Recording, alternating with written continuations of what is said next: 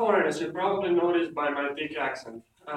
As you probably noticed, I'm very passionate about my country, and in the past presentation, I talked about my country extensively. So, what happened is that in the 90s, we got a lot of wars and a lot of bad media attention about us, and I just want to show you that behind that really bad exterior, there's something beautiful hiding underneath. So I'm going to talk to you about. I'm going to touch the most important parts of our history, and I'm going to show you some of our most beautiful architecture and natural wonders. So when people ask me where I'm from, they probably think I'm from Russia, somewhere up north, because of my pale skin and my blonde hair, but they couldn't be more wrong.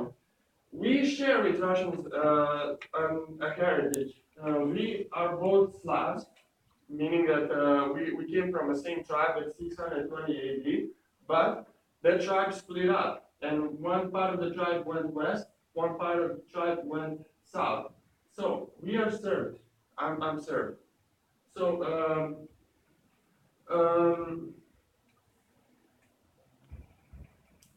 um, basically,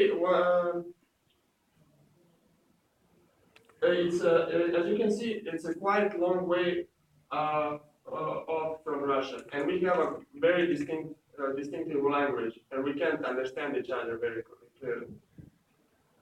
In 1217, we got our first king, and we also established our church. So we are one of the rare Orthodox churches that we have our own church. Mostly, it's either Greek church or Russian Orthodox church. Uh, in 1389, most people don't know this, but we actually saved Europe from being conquered. In 1389, Ottomans, now Turkish, they charged into battle to conquer Europe with their huge force. Our aristocrats came together to fight them, and they stopped them. Most of our aristocrats died. Basically, from 12 aristocrats, 11 died, and I'm very happy to say that's why I'm very passionate about it. I'm a direct descendant from that one aristocrat that survived in this battle. It was a tie. We think we won, but it was a tie. But what happened is that Turkish, Ottomans, they had reserves, so they could continue their conquest, and they basically took over Serbia. So that's why we actually have a lot of Turkish tradition in our tradition, which probably don't think what Russia has or Serbia has. In 1914, we played a huge role. Basically, what happened is that Austria took over Bosnia, and a lot of Serbs lived in Bosnia. So a Bosnian terrorist named Gavrilo Princip, he killed Austrian ruler Franz Ferdinand. Well, because how can you judge people by individuals' actions? That's what Austrians did, and they condemned Serbians for killing their ruler, and they gave us ultimatum that basically we need to give them our country, and we refused, and they attacked us, and that sparked the First World War. We won. In 1941, there was a Second World War, and we also played a huge role. We were at first aligned with Germany, but once we saw what Hitler was doing, we changed our minds. That angered him greatly, and basically sparked his anger towards Slavs. So in today's Croatia, there was a concentration camp that is very famous. It's called Jasenovac, and a lot of Serbian people died in this concentration camp. Basically, we were ethnically chosen to die, just like Jewish.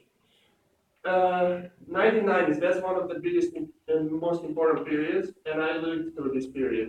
First, there was a war because Yugoslavia was a union of countries in that region with Serbia in charge. Started to split up. Separation started going to war with Serbia. Bosnia was supposed to be split up, but Muslims were in the middle. So basically, Serbians and Croatians were fighting, and Muslims were in the middle, according to fire. The world stepped in and they put sanctions on Serbia. Basically, what happened is that Serbian people now have a status of African American people here. We can't go outside the country without somebody ethnically profiling us and thinking that we're going to kill somebody or steal somebody. Our children, they don't think that school is good anymore. They go to crime more because like there's no resources for them anymore. And a lot of children are leaving the country right now, like me. Um, I'm going to also show you some architecture so let's see that it's not that bleak. This is Belgrade Fortress. This is one of the oldest fortresses in Europe. It was built around an old Roman fortress, so there's a lot of history here.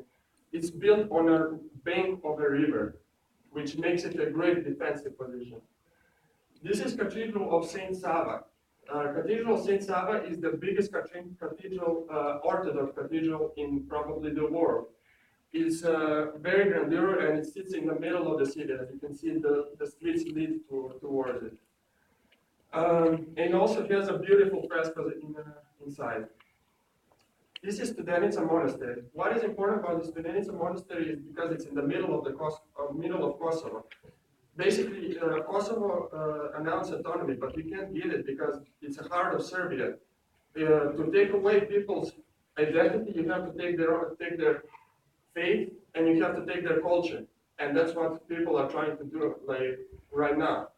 And I'm sad to say the USA is supporting it. And I'm really not happy about it. Studenica also has one of the most beautiful frescoes that you can see in an Orthodox church. I'm also going to show you some of the natural wonders. This natural wonder was supposed to be one of the seven new wonders of the world, or natural wonders. What happened is that those rocks that you see on the top, there was a huge explosion, a volcanic explosion. Those rocks fell on the ground, and they made a line, basically line that were of ground that it was suppressed. So when the erosion came in, that line of suppressed rock stayed, and you can see those big pillows, not pillows, pillars, and the rocks on the top. And that's one of the best attractions that you can see from nature. You can also see Djerda. This used to be a medieval fortress, and today it's flooded because there was a dam built to harness the river. This is called Iron Gate because it looks like a big, huge iron gate. According to the Journal of Environmental Studies, in Djerda, the numerous